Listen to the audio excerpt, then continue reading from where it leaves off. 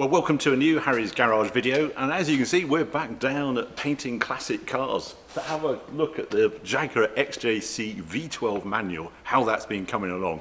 Now, I looked at the diary, I can't quite get over how long it is since I was last here. 4th of July was the last time I was here. Today is the 22nd of September.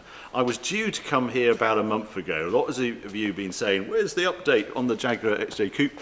Well, there was due on, say, a month ago, and just the day before I came down, they were going to paint the doors, and one dropped off the stand and it just dented the corner of the door. It was so frustrating for the poor guys down here because Brad was then off on holiday, so everything was timed perfectly. That has put us about a month behind where we expected to be, but it's all good. We're back on track. As you can see, panels are on and the engine is even in as well. So I'm going to nip round the car with Keith now and let's see what's been going on. Keith, wow, you have been busy, haven't you, since the last visit? Hello. After the little, we have mentioned it now, the door coming off. So frustrating it was, wasn't it? It is, the heart sinks, but what do you do? Yeah. It's one of those things, it was all shaped, it was all lined up, gapped, ready to go. Yeah. Brad was literally at the stage of doing the final sealer and then the colour, which that's a day's work. Yeah. The big panel sands, Yes. it was hanging on there. Hanging on one of those. It had been for about a week. And, yeah. It decided for some reason not to do it anymore. The panel stand rotated and dumped it on the floor. So the earth moved or something happened. It did. Yeah. It did. But look at the colour though. Look at it. It's the first time I've seen it in sunshine, and God, it pops. It's so lovely with that sort of gold in it as well.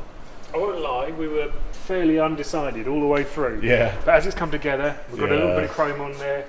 I know. It's been outside in the sun Yeah. now, and it really does work. It is lovely. There's all kinds of different depths to it, so it's stunning. And it's not shouty. That's what I like about it. Not at all. It's just a very classic colour. It could almost be a 70s colour. Yeah, I think so. It's really good. Yeah. And if the doors are not fitted, so we're not looking at any sort of panel graphs. This is just for my benefit, just to see the doors on. As you can see, there's a cable holding them together and about 2 bolts holding the front wings on. And We're very, very aware that how long it's been since we've done an update, so we needed to be able to show something. And the doors and the wings went on this morning before you turned up, just to show you what the full colour is going to look like. The wings would come back off anyway because we wouldn't want to wire and plumb in the engine with the wings there. So we'll just pop round the front because last time this was on a crate.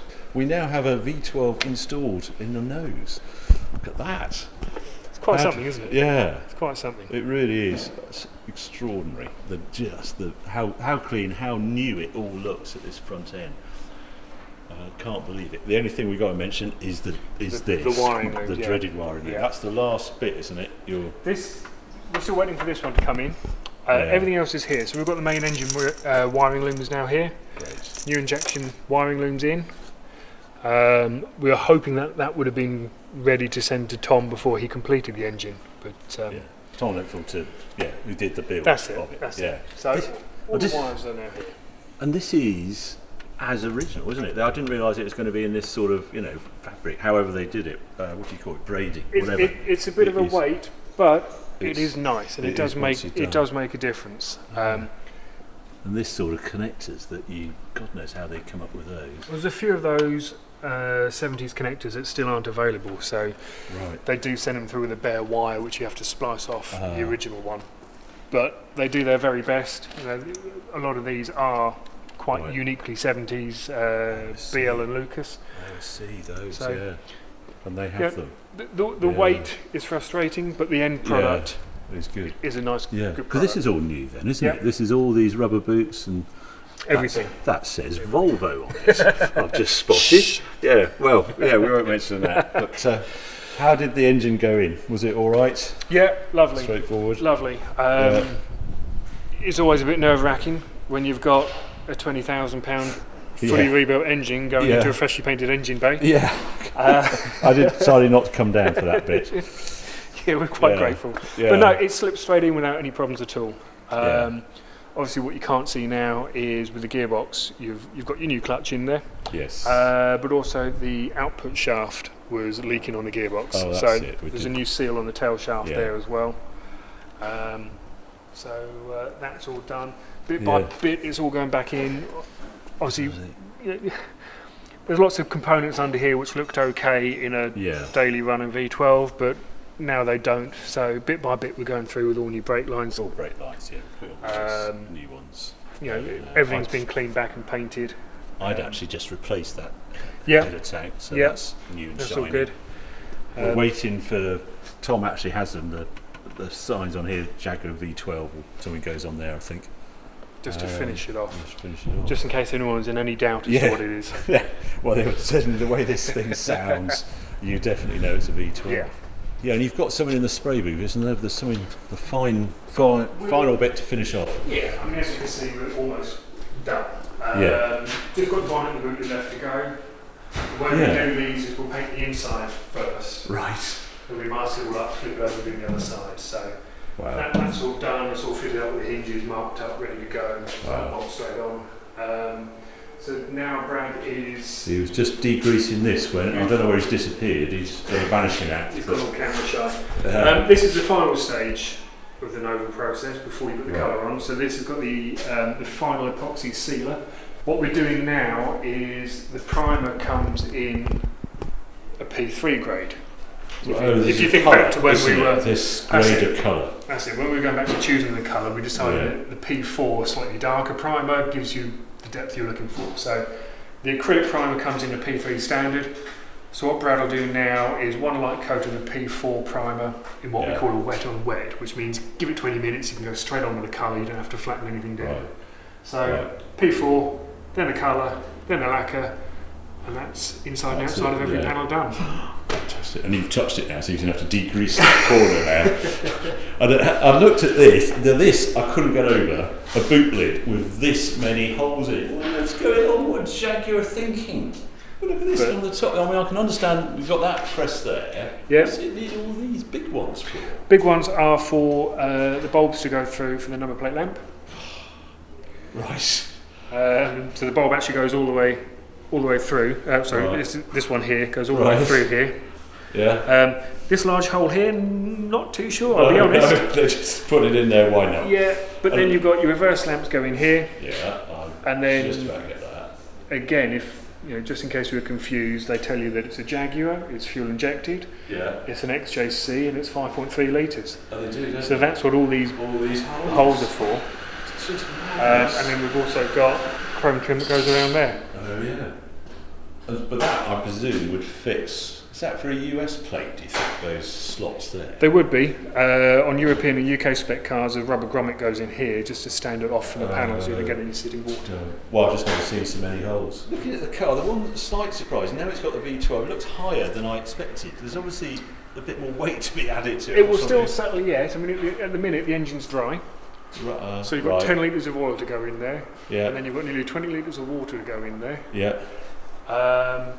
And you'd be amazed what a radiator weighs empty. Oh God, yeah. Plus the bonnet, so there's still quite a bit of weight to go on there. Bumpers. Yeah. And even the interior, we're starting to put the interior back together now. Yeah. But it's still relatively bare. Yeah. We have a beautiful headlining all put in. Look at that amount of work to do that. It's quite a lot, isn't it? I know Dave at CA Upton put quite a heavy sound insulation pad in there as well, which should help with the tinniness. The tin can wasn't a favourite of mine. The way this, when he slammed the door, it wasn't good. But you were saying no sound deadening. When we took it apart, we kind of forgot all about that in the taking apart video. But there's no sound deadening beneath the carpet either. Nothing on the inner sills. Yeah. And when we took the rear quarter panels and did the repair work on the rear quarter panels, there was nothing in here either. So that is very odd. But we'll go through and we'll dynamite in various areas, including the insides of the doors, because the doors will drum quite a bit. They're a big cavernous panel. Yeah. The rear quarter panels now have got Dynamat in there as well, and then we'll put a bit of sound deadening beneath the carpet, which will hopefully give you more of a gentleman's cruiser than a tin can. Yeah, I do like it. Just every now and then you catch it in the sun. And you catch a different colour as well. Yeah. It does work really well. It's just terrific. really is. Those asking, I am not going crazy on the interior. I am not retrimming it. It is not having a tan interior. It's having the black interior as you see here. And Jaguar leather of this period looks like that basically, doesn't it? That is how it does. And we'll treat it. We'll give it some, food. Give it a feed. Yeah. Nice and supple. Yeah. But I'm not going crazy on it. Each to their own. A brand new interior in a 40-year-old car to me always looks a little bit overkill. You can absolutely spot it. Perhaps we ought to get.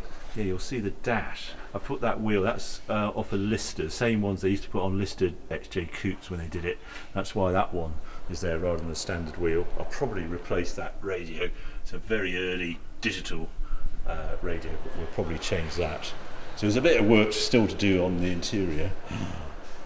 But glass is in, I suppose. Yeah, that wasn't in, wasn't it? Yeah, glass is in. All new rubbers in there. Yeah. Which, for reproduction rubbers, they don't fit too badly.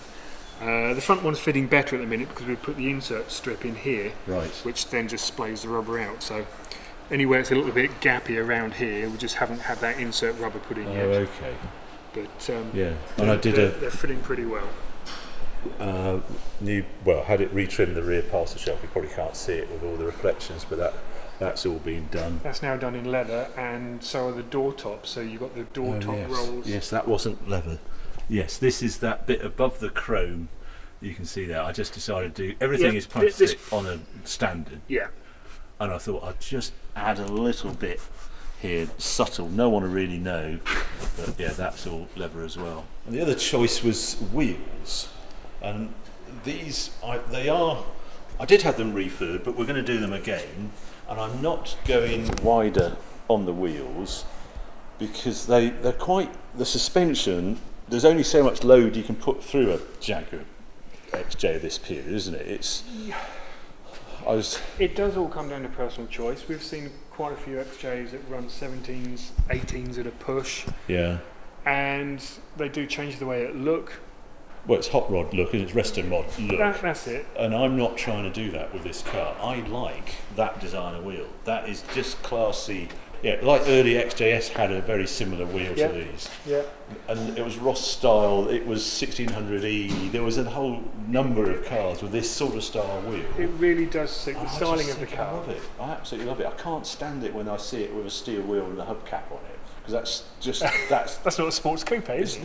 It's not what this car was all about. So, and manual, etc. So, but on the 15-inch wheels as well, they handle really well. I like this. Yeah, I'm not overloading it with the different brake pads. I had decent braking as far as I was concerned. I'm not tracking it. It's a fast road car to surprise a few people, and it's the sound it makes is what I loved about it. It just rides well as well. You start going 16, 17s, you get a crashy ride, you get a tram lining, and it's just a different car. We've got British roads to contend with, and this works. Yeah, and there are other cars in the garage. I always say I'm not trying to turn this into the fastest car in the garage at all. Just a very stylish XJ Coupe is the idea. I'm intrigued when I get this home how it compares to the Lamborghini Espada, because it's sort of V12 coupe, 4-seater. Yeah, so that's the challenge. So now I can see this finishes straight out the gun, isn't it? And when I first came down, I could see a speck of dust somewhere here. I can't see it, and somewhere in here. But you were saying there's a couple of tiny little sinkages, tiny little ones there. God, frustrating. There's a little one there, isn't it? Yep. Just there. There will be little bits and pieces, but what we do. And so this is out of the gun finish, so it's not had any polishing, it's not had anything anywhere near it. But if you recall, we went through a 2-stage lacquer process. Yes. Which gives you more depth, it gives more clarity of colour, and it also enables us to fine-tune it. Right. So this will be hit with quite a heavy process, going from the 1500 grade wet sandpaper. So this is hand flatting. This will be hand flatting. Yeah. We go 3000, 4000 grade, and then fine polishing. Gosh. So at the minute, if you look down some of the panels, you do get a slight sort of wavering finish. Yeah. Hardly, but yeah, I believe you. But that's where there's additional material on there So you put the additional material on there to allow you to be able to take more off to get the glass finish. It is pretty mirror, Keith, I have to say, if you come down here. It is nice. We are happy with it, and depending on the job, then that'll be fine. It'll be going out the door. Yeah. This will have a few hours spent on it yet. Right. Just flattening down the whole thing, so it will be a perfectly flat glass finish, which is making the most out of the depth of the lacquer. Yeah. Because that's the thing with this. Now, once you've got super shiny exterior, you don't know quite where to stop and all the ancillaries. You start pushing stuff back. And that is where a restoration will run away with you. Yeah. And it's the finish on this. Yeah. Is where I am calmer. I am not building this to win the Enthusiast Concours or anything like that. I'm just here to enjoy how it drives. Yep. You have the trim there, and there are some, These are the gutter trims. Right. Which on a coupe come in 3 pieces. Yeah. One large piece, one small piece, and a little joiner in the middle. Right. Yours is in 4. That's one the extra rear piece. curves, I don't know why, it's quite common with the coupe, but this rear curve here has a tendency to fracture. And that is a fracture, because it's so clean it doesn't look like a fracture, but that is, that is joined down there. Yeah. Oh, I see. Right. And this one, exactly the same, and it's come completely away. It's one of those things that you probably never notice. Never notice, and therefore, when you take it off. Yeah, because I've never noticed, they'll go back on like that, and I will leave it. If it's a noise, then I might look at it. But right now, that isn't part of this build. But they'll all get cleaned up, and by and large, everything you've got is incredibly presentable 40-year-old chrome. Yeah. The problem you've already alluded to is once you've got shiny metalwork, shiny engine bay, and you start putting things back on, you then got to decide. Cars get dirty as well, and you know, I've got other cars in rebuild.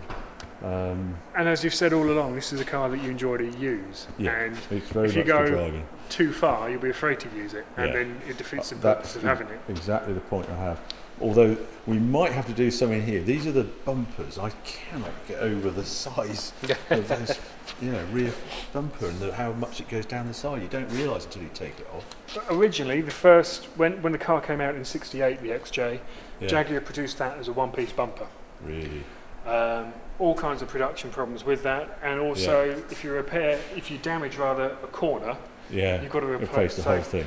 They soon did away with that, and you've got a 3-piece bumper, 5 pieces if you include the overriders. So your corners aren't This too one bad. isn't good though, is it? No. This isn't. No. I think we might have to do. What's available in bumper land? I would have to check up on that. There's been a few over the years. You could get the Series 2 rear bumper in its sections. I'll have to check and see what's still available. There's nothing available with the front. You can get the underriders. Buy those still, but your front bumper is in good shape. It's fine. It's filthy. Yeah. It's been in storage. It's been in storage, dusty storage, a bit of the seaside. One thing I am changing on this, the prominent front number plate really annoys on XJ coupes. So what I'm hoping to do away with this. Unfortunately, as you can see, hiding behind the number plate on this car is air horns. I'm sure we can find somewhere else for that to go, but I want to hang the number plate from underneath, so when you're looking at the side of the car you don't see that immediately, but in your mirrors you will see the number, but it will be set back. It'll certainly tidy it up. Yeah, they do look lovely going together, and then as you say, you put number plates on them. Yeah, and there's not a lot you can do at the back. No, and the car was designed to have oversized number plate on the back. So. Yeah, well, I've got period black and white number plates, silver and black number plates to go on the back, but but that front one seriously bugs me. But there we are. Yeah, right. And here's centre console, which I've had dressed in leather, so it will look standard to everyone, unless you also have an XJ Series 2 and you realise this is all plastic normally. It's a talking point, isn't it? Yeah, it's just that. And in here, we've got a lovely new dashboard, which I've done in satin walnut. Which really does look very terrific, nice. Isn't very it? nice. Absolutely terrific. And it's a whole lot better than the one we took out. Again, it's personal preference, but the dashboard of the Series 2s and the 3s was always a little bit... Yeah. It was 70s British Leyland, you know, and you could get the same in your Austin Allegro. Yeah. But this is probably one of the nicest takes on it we've seen, actually. Just beautifully done. Yeah. There's some things we are quite good at in the UK, in doing this sort of stuff. Well, the way it's finished, it almost looks like a Series 1 dashboard, which was a lovely thing. Yeah. So, Well, I say, it's just because it's... very nicely done, whoever did it. Yeah, because it's matte. Yeah. So that's nice. What else? You put some rear lights on it. For that. Just brings it to life a bit, and it kind of helps spur us on a bit when you see some chrome and some other colour going to it. Yeah. Oh, and this is that new wiring loom there? Yep. That is the other end of the engine wiring loom. God. So the harness we saw earlier up at the front there runs all the way through the car to the back, and that plugs into the ECU, which is mounted eventually on the back panel down there. Oh, is it? It's mounted in there. Oh, right. Oh, is that where it is? Didn't know that. And this pipe, I can't work out, why have you got a pipe back here? That is the carbon canister filter, which gets connected in there. Of course, the tanks. Because you've got your fuel tanks either side, so there's a filter housing just up here each side. Gosh. Which filters into there. Do you have to have the switchable tanks? Is that how everybody still has them? You have to switch between them and run out, and then, oh my God, hope there's some in the other one. Yes. Yeah, that's just comes with it, so. And hope what's in the other one hasn't gone stale or corroded the tank that's it. And blocked it all up. Yeah. And no lights, no reserve light, no nothing. Just wait for it to. Why am I suddenly stopping? Yeah. Just why? And then you were saying these. I'm not fussed about that. It's sort of. It's all right. It's. Are they available at all? No. No. So we're. So you'd have to get those redone. But again, as we said earlier, for 40-year-old chrome, that's nice and presentable and usable. It's just knowing where you want to draw the line, and clearly you do. Which is, I will draw the line on that. Yeah. So, right. Still plenty to do, isn't there? Still plenty to do, but they start to come together quite well once they hit this stage. Yeah. We will have Tom Lentfield down in a few weeks' time. We will get the engine plumbed in and wired up. Right. Tom wants to come down for the initial fire up, which is fine. It's his baby. I'm more than happy to let him do that. He's, I know he wants to set the throttle bodies up so that they're balanced and ready to go. I forgot to have a look at my lovely manifolds. You probably can't see them. They're a snug fit. Cans. They are, aren't they? They're a really snug fit down there. Yeah, they are. They are. I'm sure Tom won't mind me saying, but I did ask, do they fit? And he kind of shrugged and said they do in an XJS. Let me know if they do. So I can tell you now they do. They do. It's cosy, but they fit. Good. What, people don't normally put these on their XJ Coupes then? Tubular manifolds and stuff. All kinds of weird and wonderful things get done. It's how they're done, I suppose. You can make anything fit. Yeah. But do they fit without any modifications, Tom, now that we've painted the engine blue? That's sort of more specifically the question. And yes, thankfully they do, with quite good clearance as well. Good. Just to go out. So that is a new front screen. That's a new front screen, yeah. Yeah, I forgot the other one was slightly scratched. It was, and it was also delaminating all the way around the sides. And what we'd normally do is cut the rubber out. Right. Because it goes in the bin anyway. Yeah. But as we were cutting it out, it just let go. Oh, right.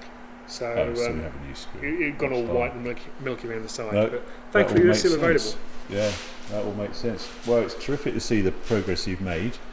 It's starting to look like a car. It's definitely on the way up now. There's definite upward curve we're on now, and I just keep coming back to that colour. Look at that, just ace. Well, that's just fabulous to see the XJ Coupe coming together now. I know it's been quite a long journey. There was all that stumbling at the beginning, but it's so nice to just know you're on a pretty gradual slope to when it's actually finished. Mega, absolutely mega, and have it in this unique colour and know everything is so nicely done. I knew the suspension really works, and now I've got this rebuilt engine and it should be absolutely ace, and everything coming together like the interior, how I want it. It's interesting. I'll be interested in your comments. You probably would have gone tan interior and wider wheels, bigger 18-inch. I just think that's not what this car is about. It's like this Spada. I've enhanced that. I've just put Miura sort of pistons in and made it rev higher and safer at higher revs. This one, I've had those exhaust manifolds and I've put the manual gearbox in it and the lower gear in, so it flies down the road. But I want it on the standard size wheels and tyres, so it gives, you're not trying to make it a grip master. It actually flows down the road as they used to in the late 70s. So that's the idea. Hope you've enjoyed this journey. There's several more episodes to go, I'm sure, as this car finally comes together. If you have enjoyed watching this video, well, please keep watching, keep subscribing, because there'll be some more videos coming on very soon. Thanks for watching.